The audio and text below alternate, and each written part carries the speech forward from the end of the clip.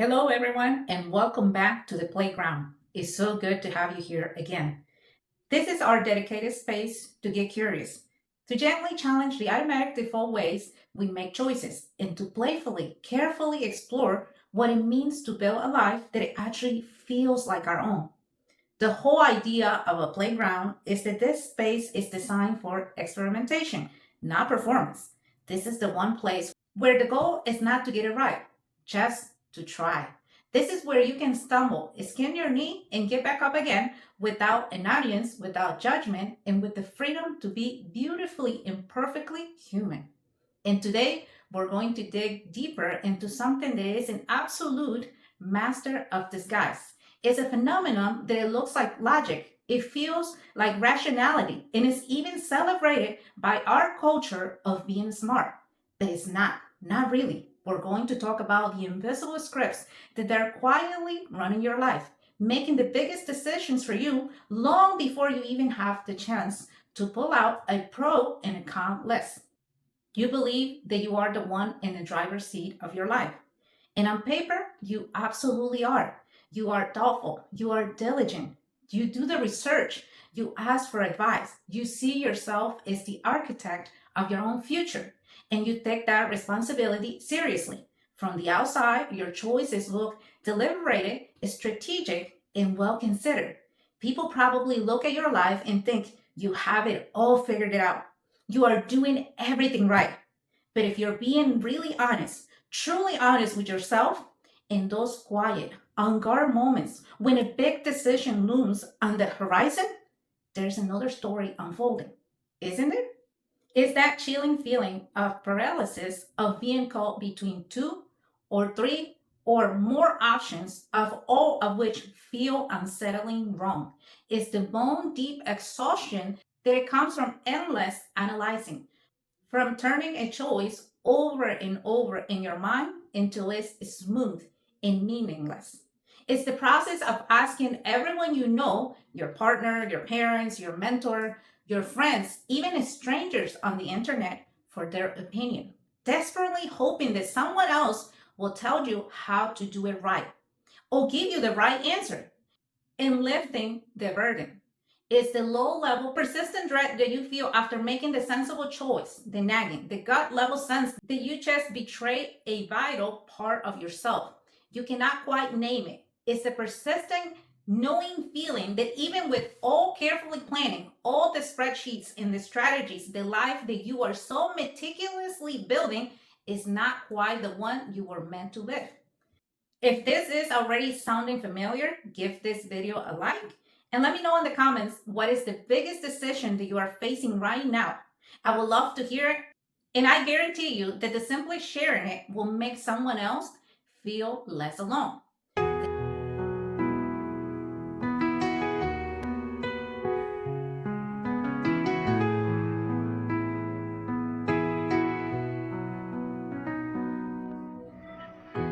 This is the story on how the most thoughtful, capable, and responsible among us can end up living a life by default, guided not by your own inner wisdom, but by the old inherited programming that we never consented to. And more importantly, this is the story on how you find the off switch for that programming and finally start making choices that are truly, authentically, and liberating you. Think about the time you stood at a significant crossroad. Maybe it was two offers, maybe it was two jobs.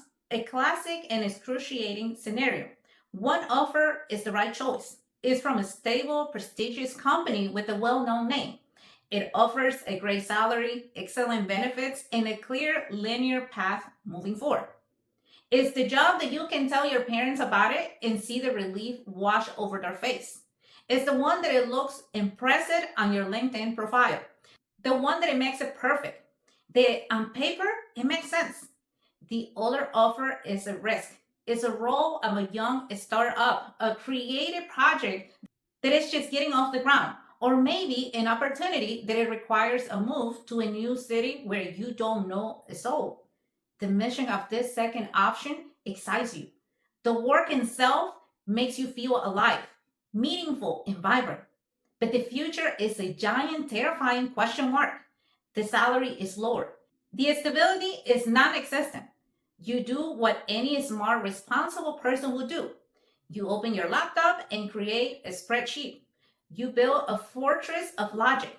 You list the pros and the cons, and meticulously you do it in detail.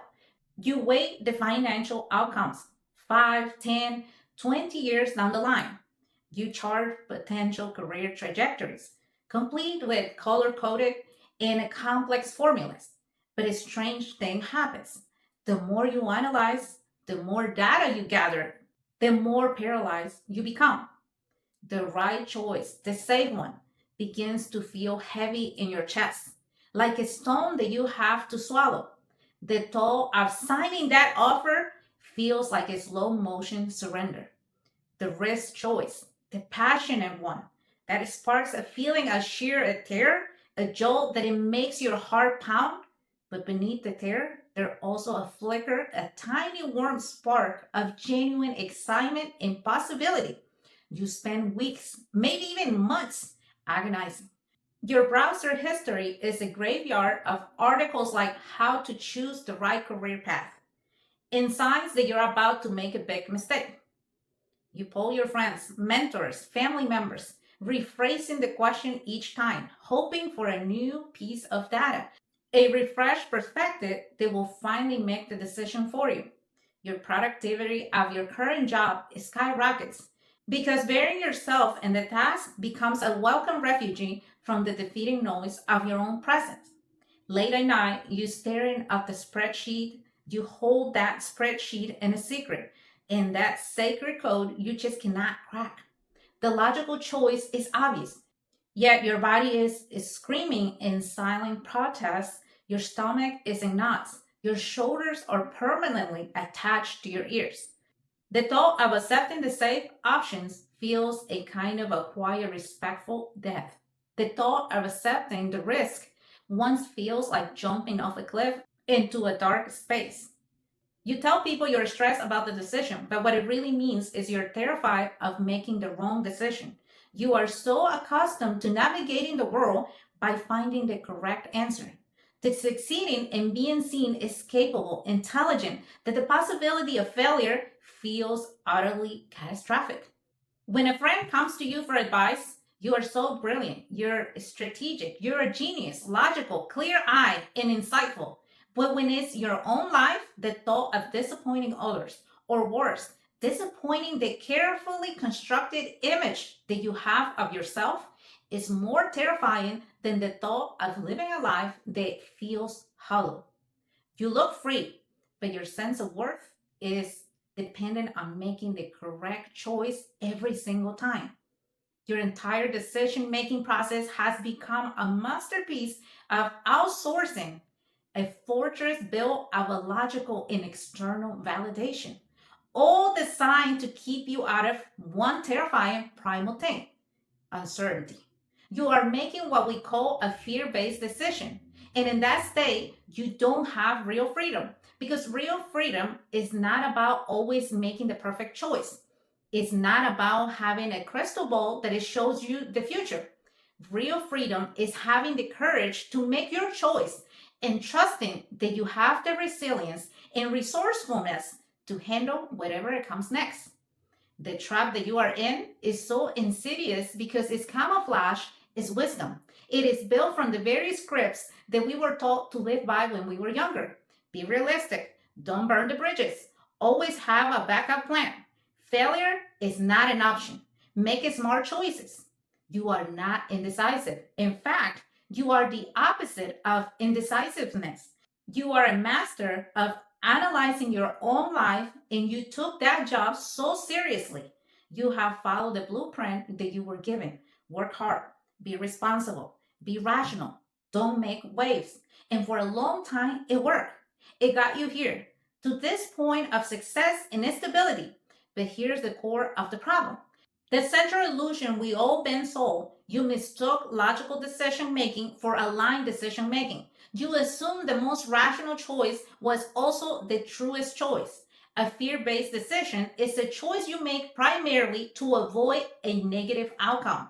rather than to move forward a positive one. It's a defensive strategy. It's like trying to navigate a vast, beautiful landscape with a map that only shows you where the dragons are. You have become an expert of avoiding dragons and you have probably survived, but you will never ever find the hidden treasure. The enchanted forest of the sunlit peaks that you're making choices not from a place of genuine desire or curiosity, but from a deep and often unconscious and all consuming need to feel safe.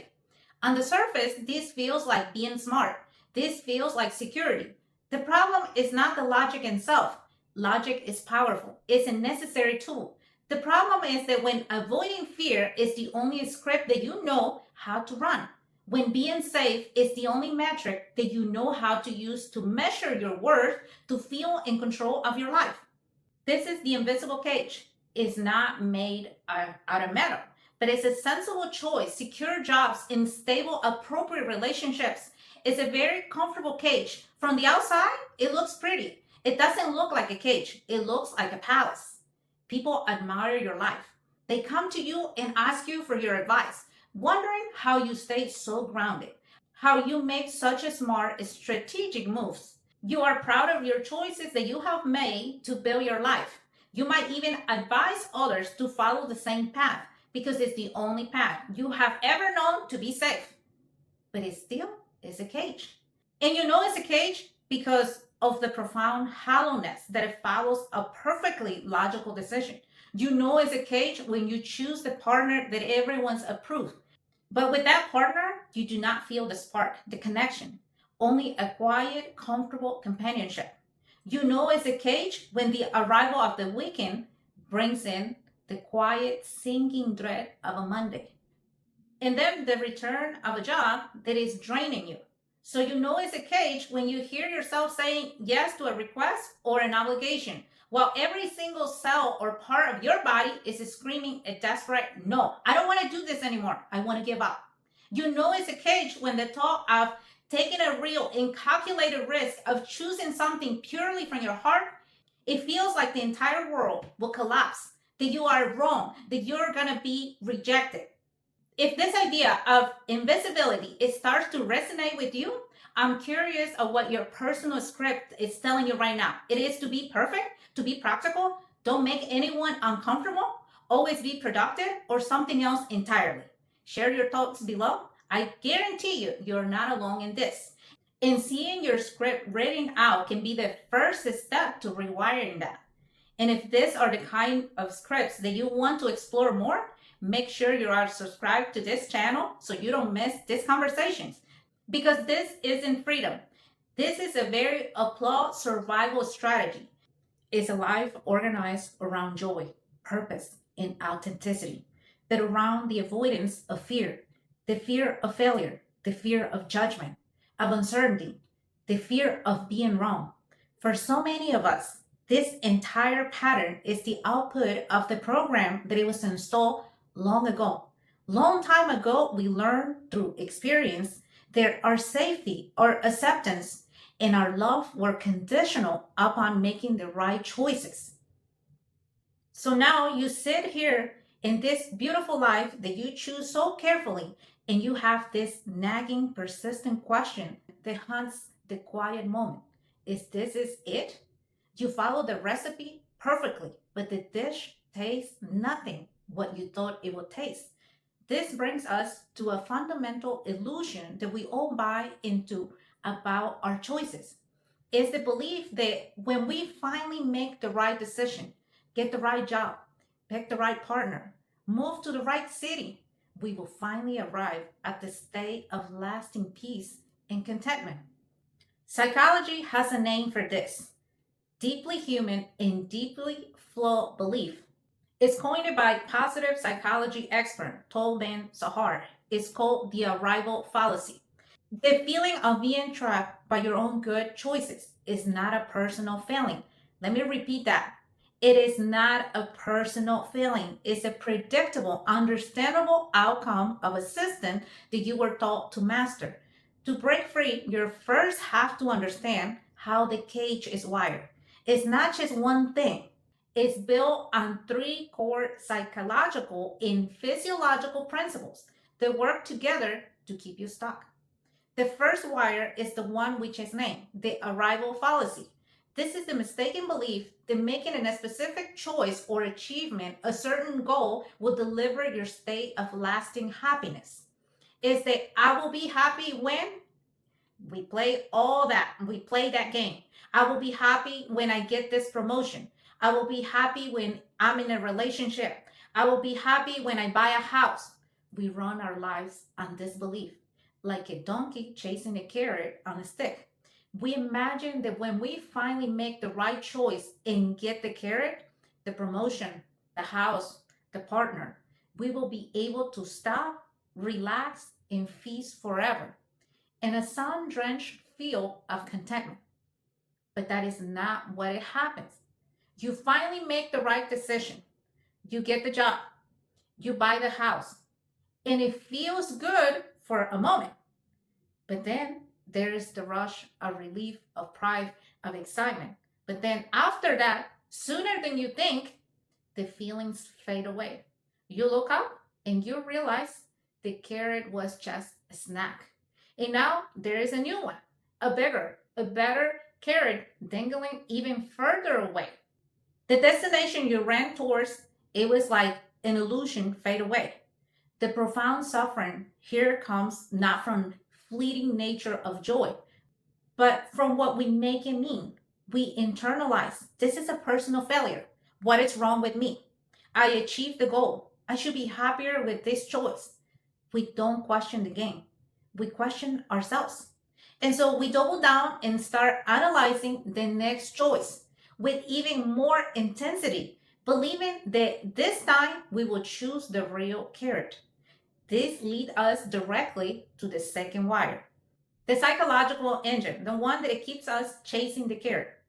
The hedonic treadmill, also known as the hedonic adaptation. This is the theory that we each have a kind of an internal happiness thermostat with a default set point. When you make a great choice and something wonderful happens, you get a rush of joy.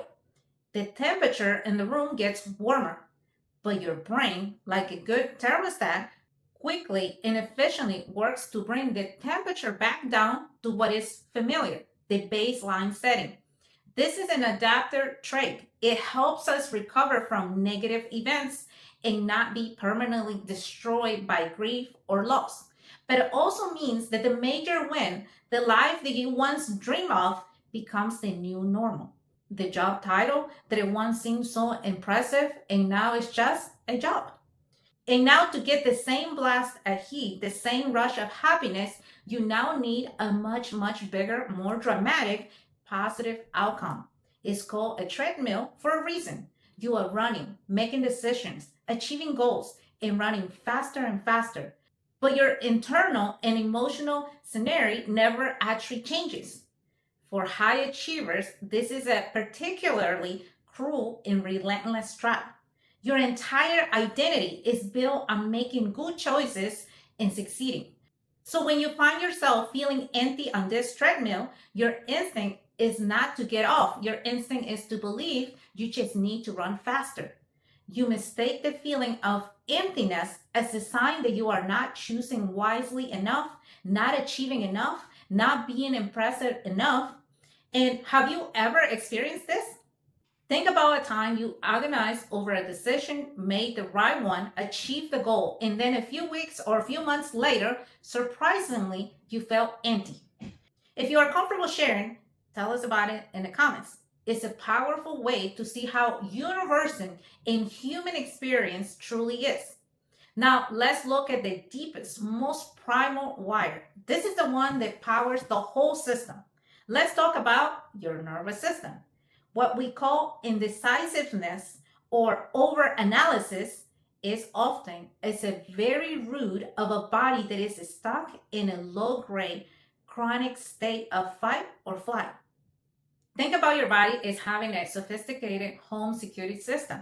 This system is your automatic nervous system. It has a gas pedal. The sympathetic nervous system for fight or flight, and a break that is the parasympathetic nervous system for rest and digest.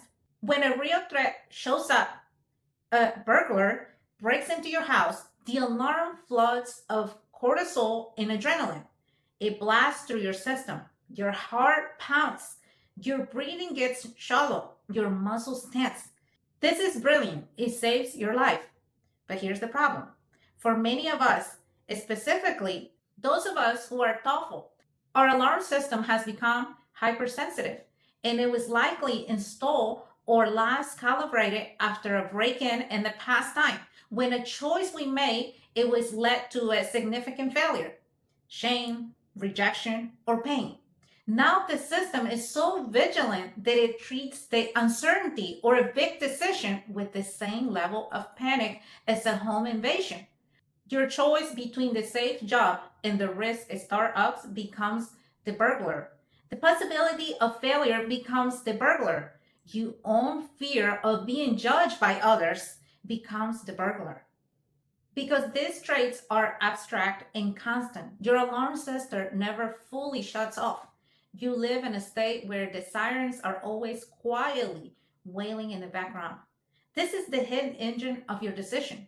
You have learned to interpret the feeling of that alarm, the tight chest, the racing heart, the knotted stomach, as a sign that a choice is wrong or is dangerous. The feeling of dread around the startup, that is your alarm system. The feeling of relief that you imagine when you think about the safe job, that is your alarm system too, temporarily quiet by the illusion of certainty. Overanalyzing, making spreadsheets, asking your friends. This is your nervous system attempt to gather enough data to guarantee that there will be no surprises. It's no wonder choosing from the heart feels terrifying. Your body is trying to protect you from a threat that it cannot be distinguished from a real life or death catastrophe. This is why you cannot just think your way out of the right decision. If you recognize that this is a pattern that you're stuck and you want to dedicate one-on-one support and this rewired in your system, this is the exact work we do in my coaching practice. You can learn more about that at www.therealnextlevel.com. But for everyone here, you are trying to talk logic to a blaring security alarm system, and that is the core of the agitation. Okay, if you are here with me all the way this far, you might be feeling a little discouraged. Okay, great. I have a hypersensitive security system. I'm stuck on happiness treadmill. I'm chasing a carrot. I can never actually catch that carrot. How am I ever supposed to make a decision again? This is where the real work begins and the real hope is start to show up. The answer is not to find a better system for making the right choice. It's to recognize that you were never meant to outsource your life to a spreadsheet in the first place. The false solution is more data, more pros, more cons, more advice from others, more analysis, more thinking. The true solution is to subtract the noise so you can finally hear the signal. The path to freedom is about building a sense of safety inside your own body instead of outsourcing it somewhere else, trying to predict and control the world outside of you. Think about it this way. You cannot predict the weather, but you can learn to read your own inner compass. True freedom is not about knowing with 100% certainty that the future holds something for you, that is something good always is going to happen. It's trusting that you can navigate it all, the storms and the good things. The peace will come. Even when the chaos is there, you will still be able to withstand that chaos. So what does this actually looks like in practice? It involves three fundamental shifts in how you approach your life. The first shift is to move from analyzing the choice to tuning into your body. For years, your nervous system has been the secret, silently decision maker. It does not need more data from the outside world. It needs to know that it's safe and that you are listening to it. Before you create the next pro con list, just sit. Find a quiet space. Close your eyes. Think about option A and think about it without judgment, without story. Simply notice it. What is happening in your body? Does your chest tighten or expand? Do your shoulders relax or they start to tense up?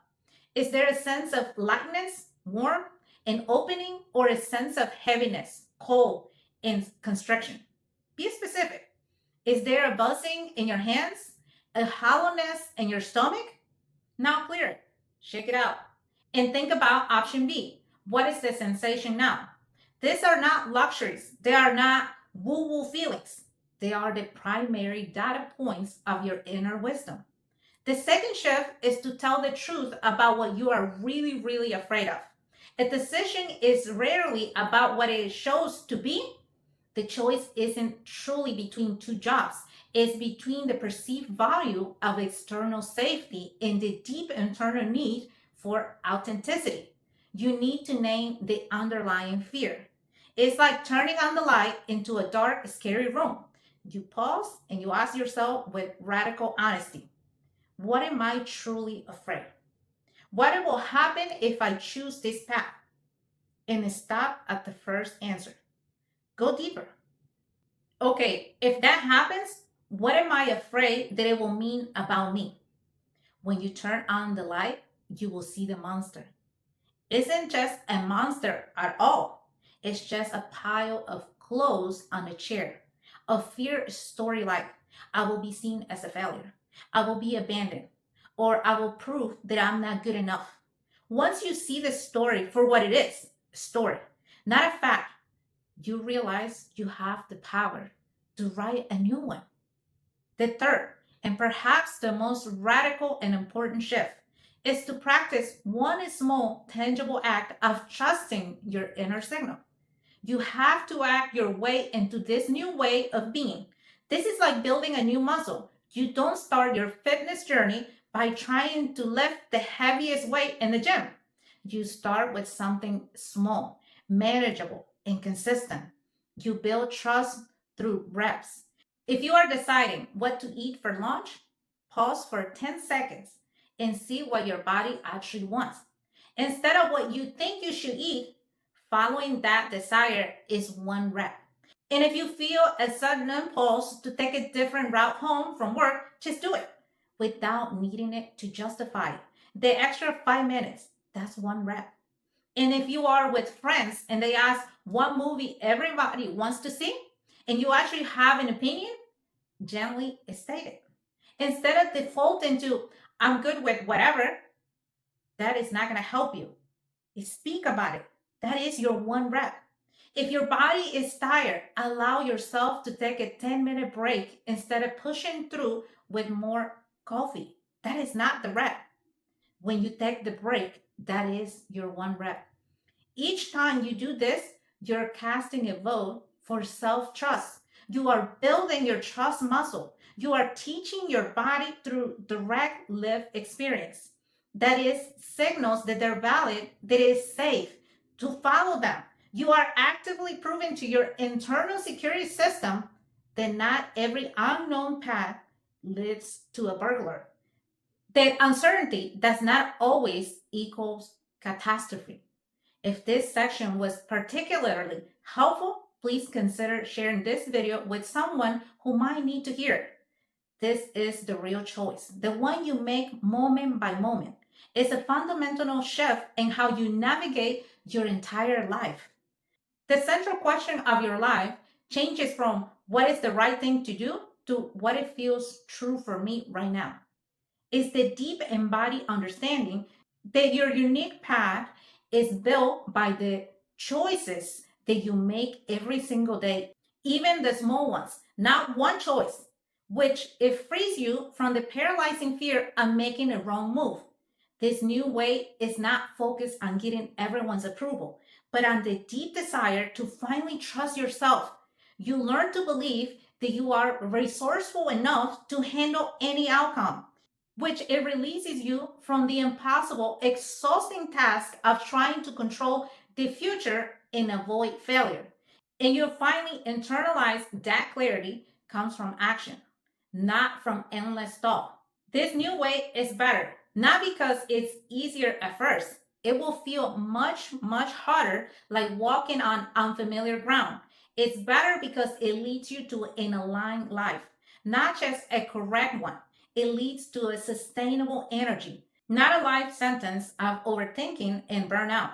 It turns freedom from a distant destination that you are in to always trying to choose your way into an experience that you can have right here, right now. This journey from analysis to alignment, from external validation to internal trust, from fear to freedom, is the quiet, courageous work of a lifetime. It's the sacred process of unlearning the scripts that help you survive so you can finally learn the patterns that will help you truly live.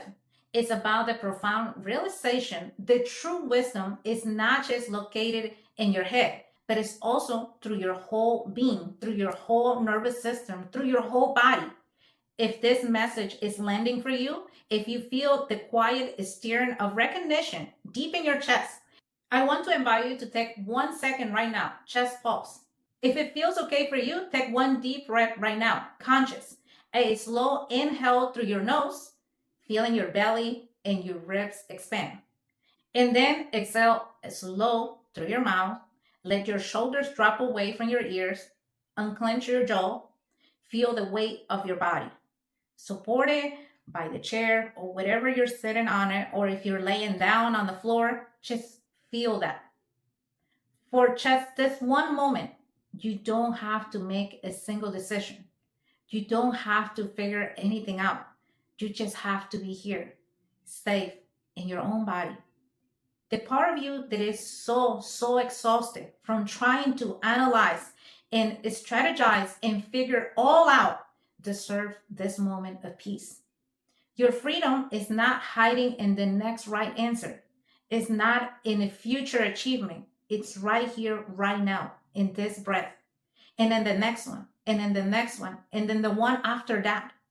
If this is the kind of conversation you need more in your life, make sure you're subscribed to the channel and hit the notification bell so you don't miss our next time together in a playground. Please give this video a like if it helped you today. And for those who want to take this work to the next level, you can explore my coaching at therealnextlevel.com. And remember, you are not indecisive. You are not broken. You have just been tuned to the wrong station for a very long time. But now you get to choose something different. You get to choose to listen to yourself. Be gentle with yourself. Thank you for joining me today, and I will see you next time.